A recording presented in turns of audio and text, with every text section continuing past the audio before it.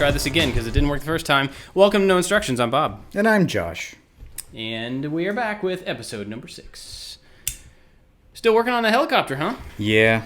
We've been really busy in the shop where my anticipation of being able to come out here really quick and like, ooh, I'll do a little bit and then go work and then go do a little bit more has been non-existent. Yeah.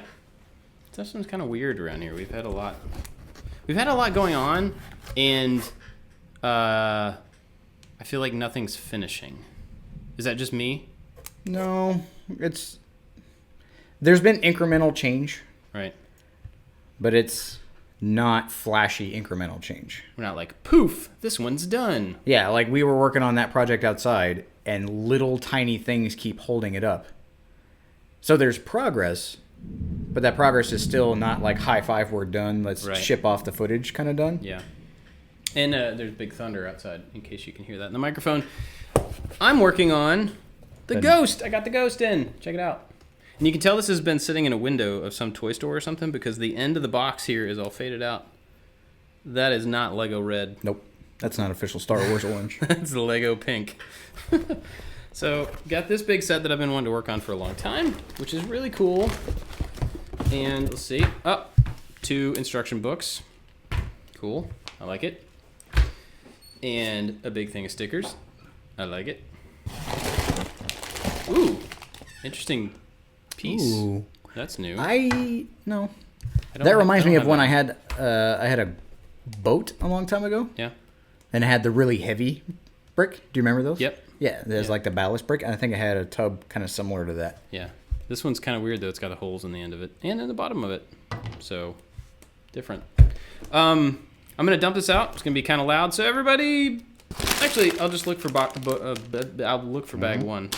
That's bag 3. That's bag 6. That's a good sign. Oh, bag 1. Nope, that's bag 2. Nope, bag 5.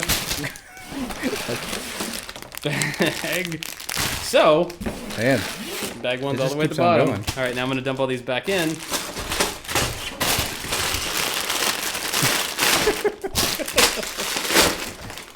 Rawr. And done. Okay, now, one more thing. I just got to open the bag. I know, some of you are absolutely hating it right now. What are those idiots doing? That bag, I got the little bagception. That's dumped. Okay, bags are done for me today. Oh, no, and then I dropped a guy's head. So this orange iconic Lego tool. Yes. I did not know existed until the Lego movie. This is the brick separator. That's what it's called. I never had one of these. Okay. And I saw one of the like Easter egg reveal things in the Lego movie, and they're like, ooh, and if you look in the background, there's a brick separator or the little orange thing. I'm like, the what? And then I finally got a set. I don't remember what it was that had it. And I'm like, what is this little thing you do? And it's surprisingly useful. It is. To where I just had to use my teeth. Oh, yeah. And it, boom. There's thunder. That's big thunder. Yeah, but I didn't know that thing existed. I think it's kind of recent. I mean, not recent, but like, the stamp on the bottom of this one is 2010. And I don't know if that means the set was 2010 or that's when they started making those. But yeah, we didn't have these growing up for sure. It's the next generation tool for Lego builders. Yeah. Recommended by 3 out of 4 dentists? Yeah, probably. I should ask my dad. My dad was a dentist. I should ask him how many teeth he had to fix from kids butting into Lego bricks. We've had a few episodes out now. This is number 6. Mm-hmm. Had some pretty good feedback from people. We have, and like I promised, I read all of the iTunes reviews. They were extremely flattering, so thank you very much to everybody who left a review over there. I actually read them too. Oh. Yeah. And it was nice. Thank you. Read. Thank you for that. Yeah, well, I mean, I didn't want to commit to reading them because sometimes when they're mean, it makes me sad, and I don't like to do that. But they were all really nice. I'm sure they won't all stay nice forever, and that's okay. But I'm really grateful for the nice comments that everybody left so far. And on the videos. We've had some good comments on the videos over on YouTube. So that's really cool. Uh-oh. I don't see a lightsaber in this bag. Oh, I do. Never mind. Is that Kanan's lightsaber? That's Kanan. Star Wars Rebels is something we have not talked about. Nope. Yet. We haven't. Do we have anything else we want to talk about today? I I feel like we did. Oh, follow up from last time. Okay. So we were talking about the my dream with the owl. Remember? And I said I didn't know where it came from, like why. My brother sent me a message this week because he listened to it. Did he know? He sent me one also. Oh yeah. And he said, I always thought the golden owl was from Clash of the Titans. And I totally forgot. Did you ever see Clash of the Titans? No. Oh my goodness. With all the Josh. like big scary monsters, the like Greek monsters and all that? Like which one? There's been many. No, there's one Clash of the Titans. Okay. It's a single movie. I don't think it's ever been remade. Or maybe what it was time in the frame last were you couple thinking of? This is like late 70s probably. Oh no, they've remade that movie since. Okay. Well, there's been the original Clash of the Titans was kind of like Jason and the Argonauts. Ever heard of that? Mm-hmm. Okay. So the stop motion, there was a lot of like stop motion-y stuff in it. There was a Medusa that was really freaky. And I remember seeing that movie in the theater, Clash of the Titans. And I don't remember being especially scared of any of it, but it was like a good adventure type movie. But the main character has a little robotic golden owl that's like his sidekick His dude. name was... I'm wanting to say Archimedes, but I think that's because of Sword and Stone. Yep, that was Sword and Stone's So owl's name. So I don't know. I don't think that's the name, but that's what comes up in my head. Anyway, so there was this little robotic golden owl, and I don't remember being scared of that movie. But when he mentioned that, I was like, oh, I guess the time frame like makes sense. Maybe that's where it came from. Mm-hmm. You know, maybe that and Ghostbusters just like jammed together Yep. in my head, and maybe that's where the owl came from. They just happened to be on my drapes. So, what did he send you a message? I'm not going to tell you what he's going to send me a message of. Oh, come on. It may show up. Oh. All right. It's really fun having, like being here in your hometown with all your family, because I've become friends with them too, and then I forget that they're also these people that know all these weird, silly things about you that no one else knows. Great. Yeah. That should be fun for me. So it's fun. Yeah. Awesome. Yep. Well, there's all sorts of stories. Like, you know, when you're around your family, all the stories come out of all the stupid stuff you did when you were a kid. And like every time you're around other people, they're all, oh, remember that time when you were little and you said this one thing that makes you sound really stupid now, but at the time it was totally reasonable because you were 4, right, or whatever. Yeah, there's a lot of those that happen. Not so much anymore, but that has happened a lot in the past. It was always one of those things when I came home from college. It was like time to embarrass Bobby. Time to embarrass Bob. Yeah, but now that we're here, that doesn't happen as much. So you never saw Clash of the Titans? I don't remember if I saw Clash of the Titans. So, main character, don't remember him, dude in a toga, curly hair. Nope. Something, I don't know what his name was. But he goes off on some adventure, ends up running into Medusa, who would turn people into stone by looking at him. I'm familiar with Medusa from lore. Yep. And he ends up chopping her head off, and he gets this, like, there's this iconic shot of him holding this Medusa head, still screaming, with all the snakes moving, which is stop motion stuff. Still screaming, blood pouring out of the bottom of the neck. So maybe it was a little scary. Now I was about to say, that sounds like a great kids movie. Yeah. There were a few things like that I watched. Speaking of kids movies, we recently have built a list of movies that we saw as kids that we want to show our kids, and so we wanted to start kind of watching them here and there to vet them. You know, because we were talking a couple weeks ago how a lot of those movies are just like totally inappropriate, but we saw them. Right. So we wanted to watch through some. We watched E.T. recently, last week. Have you seen E.T. in the last 20 plus years? I saw E.T. before. I remember watching E.T. and then I saw it when as a kid. Yeah, and then they re-released it. And I remember going with my mom to go see it. Okay. So yes, I am familiar with E.T. I didn't really like E.T. There were some funny parts, but like for being as infatuated with like the space program as I was, to see those like space guys like walking all down the street real ominous and then like busting into his house, like that part was scary. Yeah. Well, it's funny because I hadn't seen it since I was a kid. And I remember liking it. I remember being a little bit scared, but ultimately it was like something that we watched, you know. And I had kind of like the wrong story in my head, which was interesting because I remembered it as there were these bad guys. Once there was an alien, they came and tried to take the alien, to cut it up and mess with the alien. And so when we watched it the other night, far up. No, they didn't do that at all.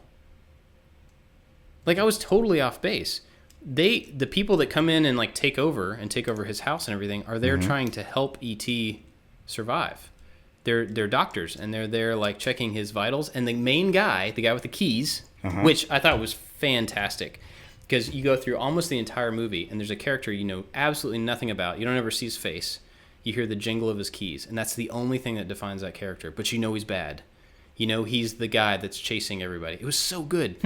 I'd forgotten like little things like that in the movie, or I just never noticed him as a kid. Anyway, he's the main, I want to say bad guy, but he's not a really bad guy. There's a line where he says to Elliot, "He came to me when I was 10 too, and I'm so glad that he's come to you." And I'm like, really? What? Yeah. Wow, I don't remember that. I'm like, I don't remember this at all. And he was there to save E.T., to make sure that he was healthy, and was totally on the same page that he had to get back to his spaceship. It was like a really different movie story-wise than what I remembered, and it was really cool to watch it again after seeing there's several movies over the last, or shows or whatever, the last few years that emulate the old Spielberg style. Yeah. Super 8. Did you ever see Super 8? Yep. Okay. Super 8 was like a great ripoff of that style, intentionally. Stranger Things pulls a lot of stuff from it. And so it was really cool to go back and see that movie, E.T., which I think was the basis for all of the 80s kids on bikes trying to solve a mystery thing. And it was cool to see that again after having, been into more current renditions of the same stuff. Yeah. And to see kind of where it came from. And I'm sure that's not the only one that influenced those, but it definitely had that vibe. There's like a whole section where the BMX boys are trying to get E.T. away, and they're jumping over these little berms and all this stuff, and the cops are, trying to catch them. And at the same time in this story, I'm like watching it, I'm like, why are the cops chasing these kids? Like they just all of a sudden decided to chase a group of kids who didn't actually do anything wrong, really. I mean, they took the alien out of the... But there's only one kid that has an alien. And there's like 5 of them on bikes. Yeah, and they split up. Yeah. And the cops continue to chase all of the kids. And I'm like, why? Those kids didn't do anything wrong. I don't know. Anyway, it was fun to watch, not having seen it in a very, very long time. Not entirely sure all of my kids would be able to. I think some of them might just be a little spooked. Nothing like terrifying in it, but, it's got a good amount of suspense. So I'm not sure. Have you been on the E.T. ride? It's at Universal Studios. I know there's the Universal Studios in Florida. I don't know if it still does. Yeah. It is the trippiest. Like, what in the world happened so that this ride exists? Like, it takes you back to E.T.'s planet. Oh. Where there's like super bright colors and mushrooms, and all these E.T. guys are like bouncing up and down on vines with big smiles on their face. And it's like an LSD trip on this weird little bicycle thing. I definitely have not seen that. You're riding a bicycle through You're it? in like your little car. Yeah. It's on a rail, so it takes you through like scenes, Oh, okay. Yeah. Kind of it's a small world type thing, Pirates of the Caribbean type deal. But like you're going through E.T.'s home planet. And you're like, didn't know any of this was canon. There's only been one movie. Yeah. Like, this is far out. And I remember just being so confused as to what was going on. Did you ever play the famed E.T. video game? No, I know a lot about it. We had an Atari, but we did not have that game. I think the only game we had on Atari, which I think you and I have talked about, is I remember having Empire Strikes Back on Atari. Yeah. Where you were the snow speeder and you tried to attack the AT-ATs, and not a single time. Yeah. I mean, I was a kid, and I remember that, and I remember getting mad that it just couldn't be done. And then I went on to Top Gun on NES, which I felt was the same thing. I was like, here's another movie-based stinking video game where I can't land on the aircraft carrier, like it's impossible. It was probably literally the same code with different sprites, honestly. I think they were different enough systems that that's probably not true. But my friend Cameron, we used to hang out a whole lot when I was younger, and he was the only person, well, not the only person, the first person I knew to have an NES or an Atari 2600. He had the gamepad. He had all the games. And we Power Pad? The Power Pad, Oh, yeah. yeah. We spent so much time playing E.T. and all of those things that you hear people say about how you would get stuck in the pit. Mm-hmm. Absolutely true. And I was that kid, which is really funny because I didn't play a whole lot of video games, but that's when we played a ton. And I remember very vividly getting stuck in that stupid pit and not being able to get out. And we're just sitting there for 20 minutes trying to get out of a hole. Yeah. So when all that stuff came up a few years ago, and there's the documentary about the game and about how they threw all the games in the landfill. And but you have it. It's in the arcade. Yeah, I've got a couple of them. Yeah, I remember seeing it one time. I think I have It's clean. two copies of it. One of the copies that I had, a friend of mine several years back, as a gift, bought a bunch of Atari games in the package, still in the cellophane, on eBay. And they weren't expensive. There was 5 or 6 of them. And there was the original football game, E.T., I don't remember what the other ones were, but they were still cellophaned.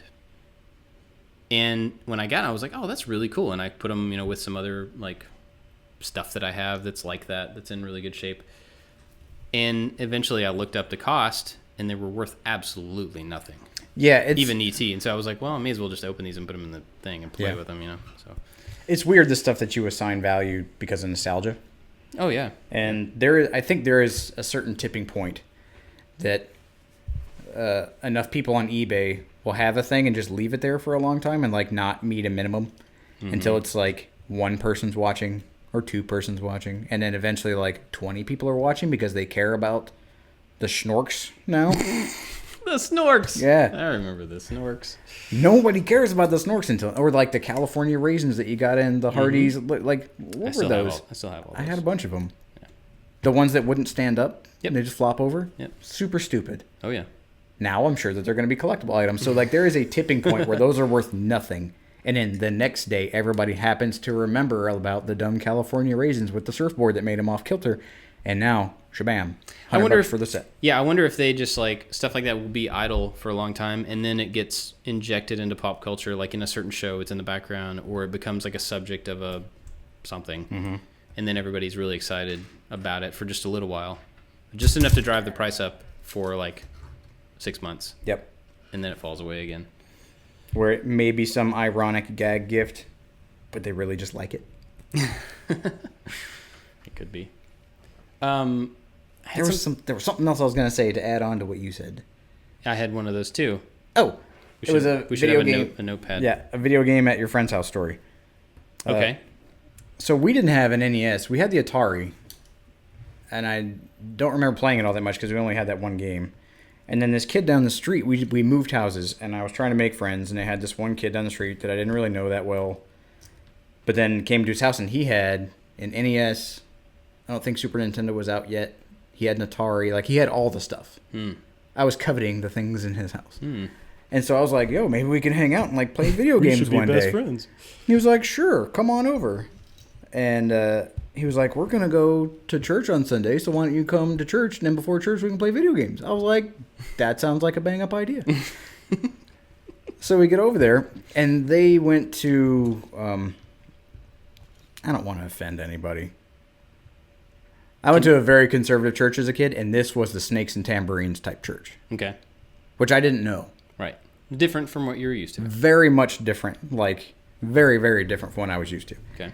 And so I get over there, I'm like, okay, I guess if I want to play the Nintendo and all these cool games this guy has, I'm gonna have to go to this church where people are hollering and hooting and all the stuff that I was completely unaccustomed to. So I was like, all right, let's do it. So I went over there, and I'm like, yeah, let's power this thing up. And his mom comes around the corner and she's like, there are no video games on Sunday. Oh. I'm like, what? She's like, yeah, that's the thing. There's no video games on Sunday. And I remember looking at this kid like, you knew that the whole time? You had to have known that the whole time. Yeah, that's not a new rule, probably. Yeah, exactly. She didn't just pop this on you because you're not upset like I'm upset. You just took it. And I had to go to the church, and I was so uncomfortable. And, it was probably twofold. I was uncomfortable because I was there at that particular venue, and I was just, laser dagger eyes this kid. I'm yeah. Man. So I assume you guys didn't become best friends. No. Yeah. No. Have I ever told you about Chuck, my friend Chuck? No, but I love I think I name have. Chuck. I think I have told you about him, actually. He lived a few doors down, across the street. Three horses down. He lived 3 horses down from me, 3 houses down. So Chuck and I were friends when we first started being friends when I was in like maybe first grade or something. He moved into this house and only lived there for a year. And I don't really know much about his family, and he still lives around here. And so please don't take this bad if somehow you're listening, Chuck. I didn't know a lot about his family, but I got the feeling that his parents were really busy. His dad was in the military. They were, gone a lot and busy a lot. Oh, yeah. And he had basically every toy. And I always assumed it was because, like, he didn't really have a lot to do, so they just gave him every toy. He wasn't spoiled or anything like that. Super nice kid. But he just had everything. He had the flag. He had the USS flag. He's the only person I've ever met in my entire life that had that thing, because it was like the big aircraft carrier, right? Yeah, 5-foot long plastic aircraft carrier that you could put a big 2-foot long jet on. Like, that's just something that at that store at the mall. I know. Toy store. That's just like something that people, like real people, don't have. That is the last generation of $800 Millennium Falcon. Yep. That's what that was. So anyway, he had that. He had 2 AT-ATs. Another thing that, like, nobody should have. Like, why in the world? He had 2 Snake Eyes. That's how I got my Snake Eyes figure. He had one that the hand broke off because, like, the little plastic G.I. Joe hands were, like, suck. Half the hand broke off of one of them, and he got another one. So he was like, hey, you want this busted one? I'm like, yes, I do. Tattered remains of my childhood. Yeah. But it was just so weird because, like, I mean, I had toys. I had a lot of toys. But I didn't get everything I wanted.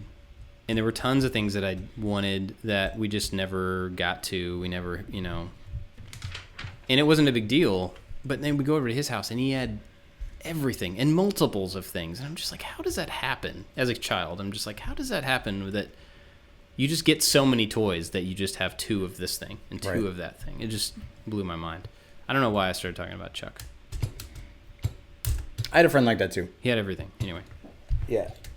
I had a friend that he was a nice kid, too. He had all the cool toys, and I remember that his parents said that, like, on his birthday and his Christmas, or birthday and Christmas, he only got, like, the socks and underwear, like the toys or the presents you don't want to unwrap. Like, that's what he got, because he got toys all the rest of the time. Oh, wow. And he had them in these big Rubbermaid bins, and it was super organized, and so, like, my love of the Centurions I got from the show was cool. I think I might have had one.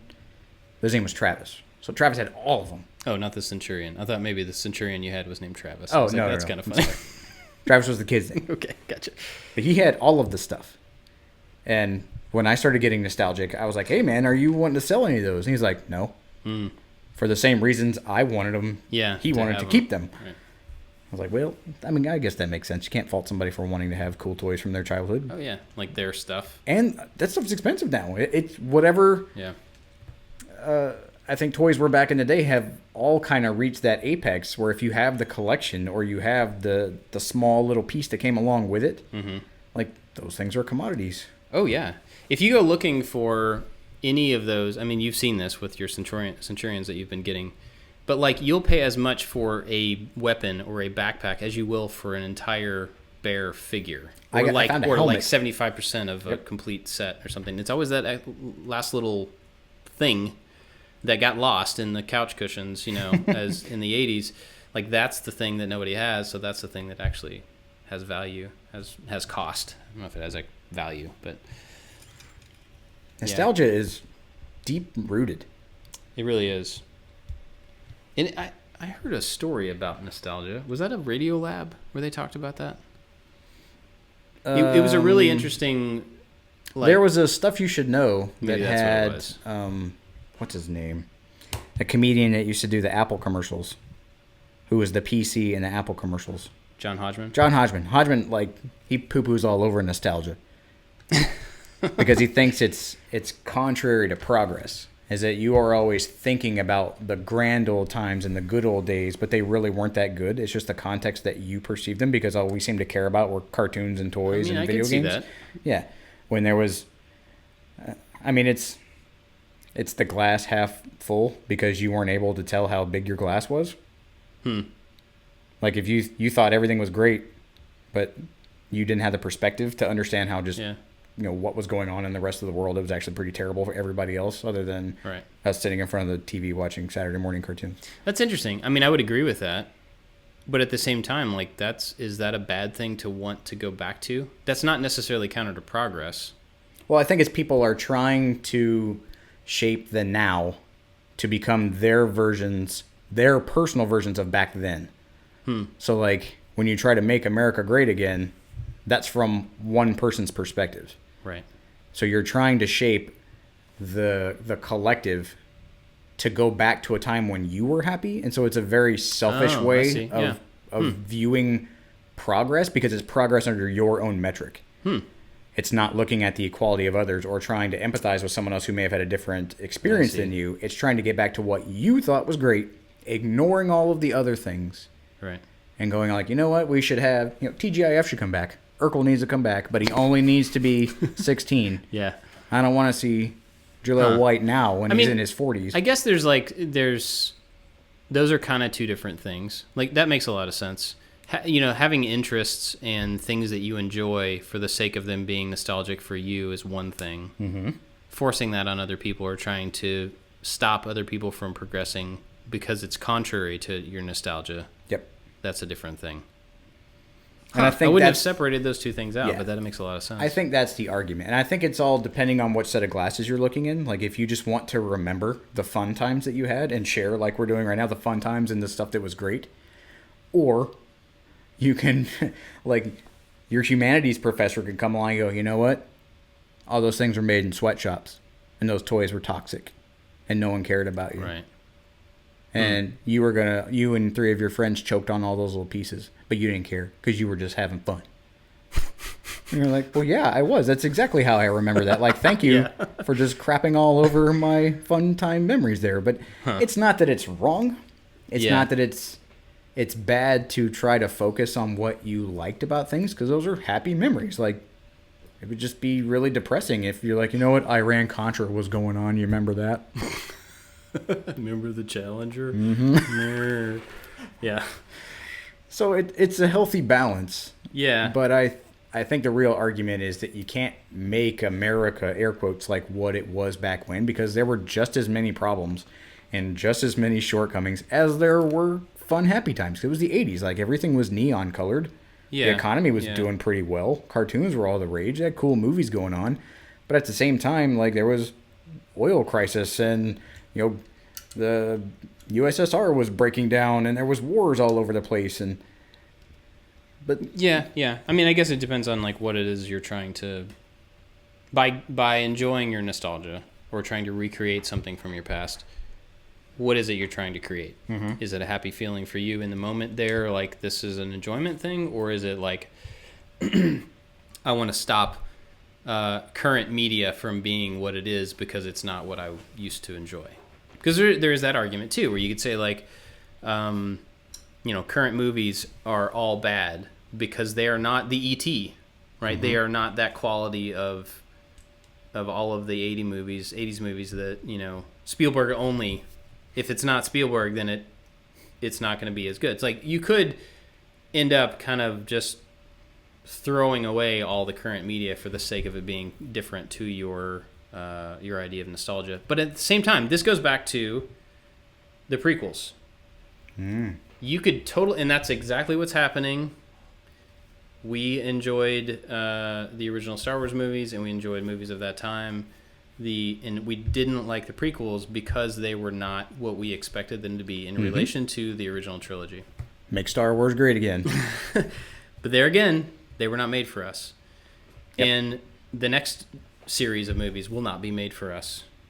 And so we actually do our kids a disservice by trying, we being, people of our age who enjoyed Star Wars movies back then, do our kids a disservice by trying to force Lucasfilm and all those people to have, like, oh, you should definitely stick to the thing that we liked. Yep. Because that's not the world that our kids live in. Why isn't Boba Fett crawling out of the Sarlacc pit yet? Yeah, I mean, there's, like, so much garbage that happens around, like, all the stuff around diversity. People complaining about diversity in the new movies and how it's just like all of a sudden there's a bunch of different races, human races versus there were alien races before. People complain about that because it's different than what they knew. That doesn't do anybody any favors, and that doesn't actually get you closer to what you wanted out of a Star Wars movie or whatever. And I don't think that there's a property or a government or a civilization that goes, you know what, you're right. Yeah. We should just stay right here. Bust out those tube TVs. Remote controls are stupid. That's right. Remember your grandma who said that your microwave was going to kill all your vitamins? She could have been right. Get rid of it.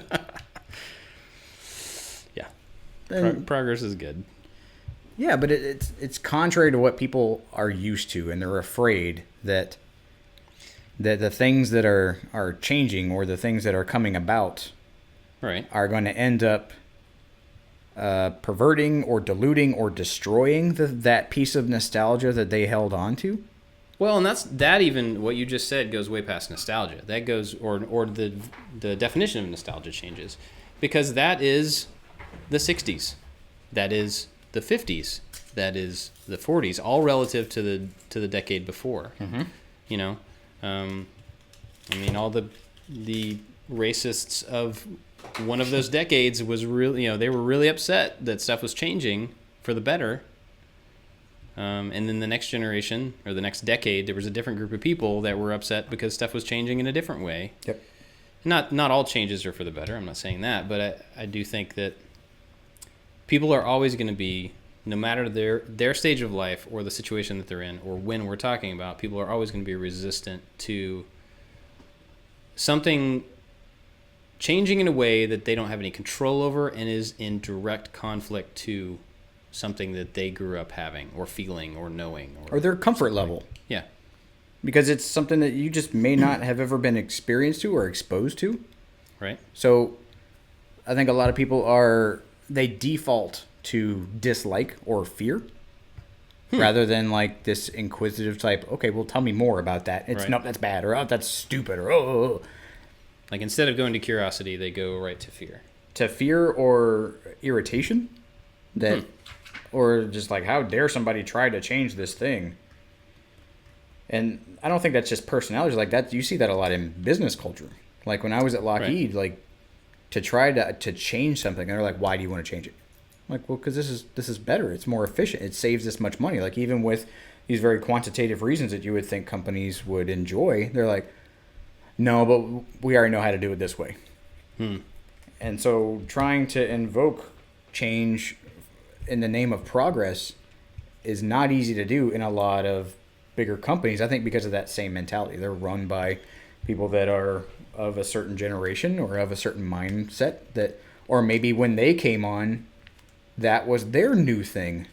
And they go, how you can't change it because I already changed it like 20 years ago and now it's perfect. I think there's a little bit, and I mean, in a corporate culture, there is a different dimension to it as well. I don't think what you said is wrong, but there are, especially in a company that size, there are shareholders that you are responsible to. True. And so it's not just about like, well, let's take a risk and see if this works better, and if not, we'll take the next quarter to bounce back. It's because you have people who have ownership and have investment you are responsible to on a pretty regular basis for accounting for your choices and for your actions.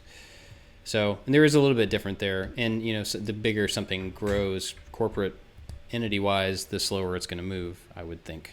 Yes, because it needs to go through many stages of approval. Right.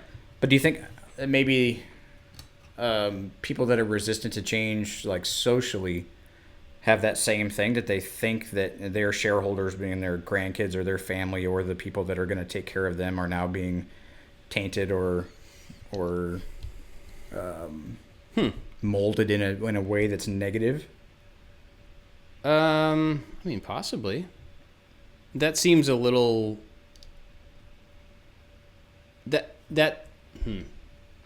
So the shareholder idea, where you are responsible to other people, that feels a little more mature than this is different than what I want, what I am used to, where I came from, and what I expect. That feels very selfish and very immature. Back in my day? Yeah. So if it were, man, we've gotten really abstract really quickly. Oh, yeah. What are we talking about? If building Legos, if I talking about social problems. if I were to say I don't like the way that this social situation is going because it's going to affect my grandchildren or my children or whatever, I think that probably happens. But I think more often than not, it would be, this is going to change things for me. So even in the case of it making an effect, oh man, this is super abstract. Even social change having an effect on the way that my children or my grandchildren live, the choices that they make, the opportunities that they have. There's a really good possibility that the only reason that is of concern to me is how it still affects me. I don't know how to say that. But like, if one of my children ended up becoming something that I wasn't comfortable with because of social change, because of some other situation, the only reason that's a problem is because I'm uncomfortable with it. You see what I'm saying? How it would It goes against what I want, what I would have expected from my children, what I would have wanted them to become or have, or I don't, It's against your plan for them. Right. Yeah. Yeah. So I've talked about this book the last couple of weeks. Scream-free parenting? Yeah, scream-free parenting. But one of the points in it, and I may have mentioned this on here, is that it makes a distinction between, and it's not all right. I'm not saying that, because I kind of cringe at some of the stuff he says. I'm like, I don't know about that. But he makes the difference between being responsible for your children and being responsible to your children. And while that sounds like a pretty small thing, the more he explains it and the more you actually think about it relative to your own children, that's a pretty big difference. Yeah. Being responsible for your children means that every failure they have is your failure throughout life. Being responsible to your children means that you have a job to do to set them up to be responsible, to be independent, to be compassionate, to be whatever it is you think that they need to end up owning on their own and living on their own. You have a responsibility to set that stuff into place. And so there's like a different anxiety around those two things. There's an anxiety around like, well, if you end up being mean to people, that shows that I didn't do a good enough job I failed teaching at my you. part. Yeah, exactly. And so that kind of attaches to like the whole social, if stuff changes in a way that I'm not comfortable with, it's because I'm not comfortable with it, not because it necessarily negatively affects my kids. It's just easiest, I think, to use them as a defense. That's very true. Because it's the children. Like, you are responsible for your children. And so... Maybe. That's counter to what I just said. Well, you're responsible for the raising of your children. Yeah. Right? Legally. It's on you. You're responsible to them to keep them alive. You are their guardian. Yeah, I'm just messing with you. See what you're saying. Crap, I had a point. I don't know. We've veered really far. I don't even know how we got to that. I don't know either. But it was fun. Yeah. So, Legos. Legos. We did have a comment from somebody saying, I'm going to say Legos. And I heard somebody go, the multiple of Lego is Lego. I go, yep. Thanks. I disagree with you.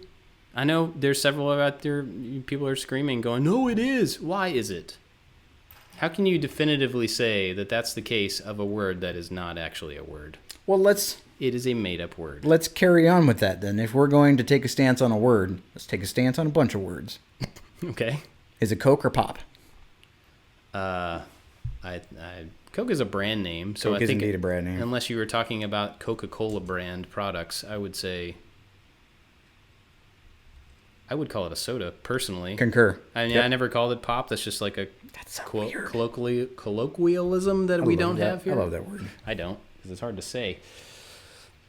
Okay, what's another one? Is it couch? What? There's like Davenport. There's a bunch of weird words for Davenport? Couch. Yeah, people call it that. I've never heard of anybody Really? call a couch a Davenport. Even in the Kentuckiana area that you were? Yeah, people call it that. People are weird. That's not a brand name or something? It may have been one. Really? Yeah. I've never heard that before. What's the cold thing upstairs in your kitchen that's broken right now? A refrigerator? Okay. What else would it be called? People call it weird stuff. Like what? Like the Frigidaire? Oh, that's a brand name. Right. Okay. But it's the same. It goes along with the Okay. Coke and Pop thing. I gotcha. Is that some people will associate that brand name. No, as you guys have talked about this on Making, like it has a name where the brand name eventually through social interaction just becomes the name, like Band-Aid and things. Yeah. This podcast is brought to you by Band-Aid. I wish. But there were things that I remember when we were moving around and just interacting with different people. I'm like, you call that a what? And people call them Davenports. Like there's a group of people that are like nodding. And other people, they're like, there's a what? Like it's a thing. Huh. I don't know why it's a thing. Yeah. Because I've grown up in this one area most of my life until I became an adult and then discovered that most of the world doesn't act, think, or react the way that I do. Yeah, that's a new one to me. I've not heard that. Like I went to Waffle House the other day for breakfast. Well, there's your problem. I'm just kidding. No, I just had some eggs. Because there was I was like, I want to go to a place I can get some over easy eggs. And Waffle House is a place that can do it with the quickness. And it took me we were at one of the woodworking shows in Atlanta. And a huge group of people from all over the country, like had never been to Waffle House. And I was like, oh yeah. That's a thing that doesn't exist for people. Really? Yeah. When we were in Washington, not a single one anywhere. I would, excuse me.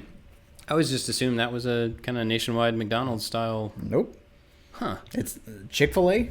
Chick-fil-A is growing. But it's kind of like In-N-Out, people in California with In-N-Out Burger. Like you can only get In-N-Out Burger in certain locations. Like it's California, kind of. I think there's some in Texas maybe. But Waffle House has a range. And we took a whole group of curious travelers to the Waffle House one evening to hear their short order cooking, and it's nothing great. It's not spectacular. It's just That's funny. Reliable, standardized breakfast food. And what's ironic about that is that they don't exist in some places. And I know of two separate locations. There's one in Kentucky and there's one in Atlanta, where there is a Waffle House across from each other on two sides of the same street. Nice. Like not even offset, like literally across the street from each other. We have one in Georgia. I don't understand that. In Kingsland, where we used to live, there was one by the interstate, and there was one on the other side of the interstate. So no matter which direction you were traveling, you get right off the road, go get some scattered, smothered, chunked, and covered, and get right back on the highway with your bubble guts and continue on. Smothered, chunked, and covered. Gross. When we were dating, Tiff got, I don't remember what they call it, but she got everything on her hash browns, like the work. She got all of the things on there. And she was a teenage girl. And I'm like, what are you doing? You're awesome. I'm hungry. I'm like, that is not a good idea. You're going full on. Like, did she finish it? She ate a majority of it and then wanted to throw up the rest of the road trip. And I'm like, well, yeah, anybody could have called that. But So there was a diner in Savannah that we used to go to in college, open all night. And for some reason, one time I really wanted chili. They had really good chili. And I also wanted a grilled cheese sandwich. And so they brought both of those things, grilled cheese sandwiches on a plate. And I was like, started dipping it in the chili. Have you ever done that? No, but I could see where those two things would go together. It's good.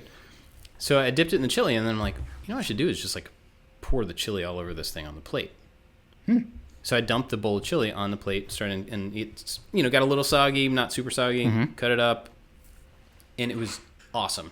And so that was what I decided to get every time I would order those two things. They put it on the menu. Nice. That is so satisfying. They didn't name it after me or anything. That would have been cool. The Bob, or the random scruffy college student that can barely pay for the food he's in for. So there are people that I learned also through travel and cooking shows that eat. They put their chili on spaghetti. That's the way my mom used to make it. See, that's crazy. Yeah, that's crazy to me. She's the only person I've ever known to do that, but it was really good. We had. That seems like the heaviest, break in your tummy meal. Well, her chili wasn't super heavy anyway. It was just. She cooked that while we were there.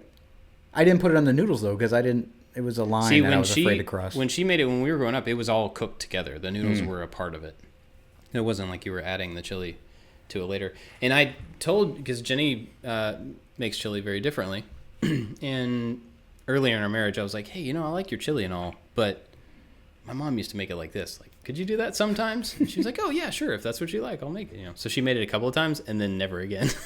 And I don't know if that's she just wanted to go back to the way that she knew it, or Right. she didn't like it, or She's from Florida. She's like, this is a stupid yeah, this idea. is dumb.